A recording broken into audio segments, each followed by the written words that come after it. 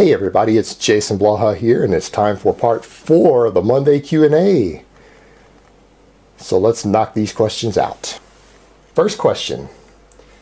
Best program that ties in all facets of athleticism, strength, and explosiveness? Simple answer, there isn't one. Now we could argue about strength and explosiveness of how to program a routine around that, but you run into the questions of, well, how do you want to set it up? Is it important that you train all elements of that concurrently? Are you an in-season athlete, an out-season athlete? How much focus do you need on each one? This gets really tricky. This is not a universal question. And then when we come to the athleticism component, how do we write a program for athleticism? This is sports specific because a basketball player's idea of athleticism is not the same as a soccer player's, or the same as a football lineman, or the same as a competitive boxer. Athleticism varies from sport to sport, so your training is always going to be sport specific. And even when it comes to periodizing the strength and explosiveness, or even additional hypertrophy work, that is also going to be dependent upon your sport specific situation, your needs, how long your training season is, because your in-season and out-of-season training is not going to be the same. In fact, I think linear periodization works amazingly well for out-of-season athletes. That is generally what I would have them do. And then things like concurrent type periodization, where they're training all performance elements at once but at a lesser volume, may be better for many during their in-season. And it becomes an even bigger issue in sports to where they have matches all year long spaced out.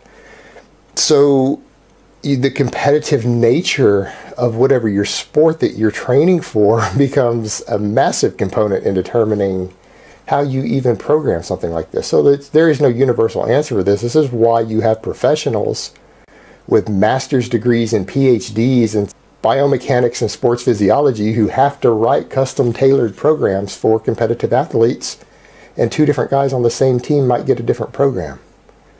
So there is no one universal. This is insanely specific to the needs of the individual, a question like that. So don't look for a perfect program. All right, next question. Can you briefly produce a video on scapular retraction and how to do it for optimal bench pressing? Thanks, dude. Well, you have a lot of lifts that you need scapular retraction on, and I would say the squat is right up there. All you need to do to learn to do scapular retraction is take your arms like this and pull your shoulders back together and pretend like you're squeezing something between your shoulder blades, like you're trying to crush a walnut. And if you can't do it visually, have a friend or somebody come over and stick their finger in your spine between your scapula, and you pull back and pinch it.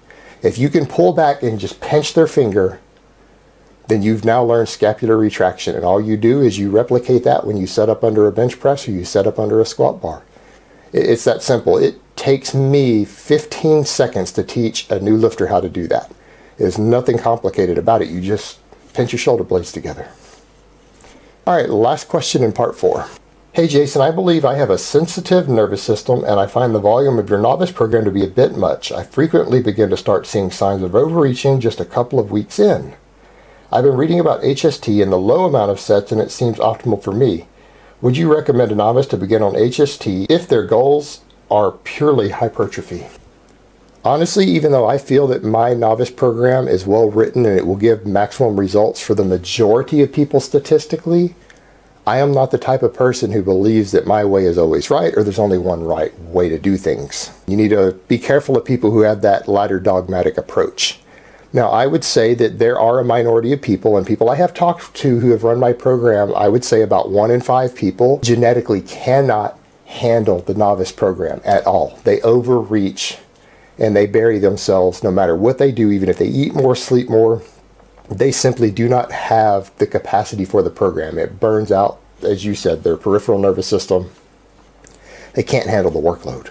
So for someone like that, I would make a couple of different suggestions. You could run the cutting version of my program to where you reduce the volume, or you could do something like HST. And I wouldn't be bothered if they went with either choice at that point. And my program is not for everybody. Although the goal is purely hypertrophy, that is the purpose of the program. It is a maximum hypertrophy program, but the workload itself can become too much for some people. Just be aware that as a novice, the HST has a little slower progression than you might want, so you might grow a little slower. But you're going to feel better while doing it because you're not going to be buried all the time.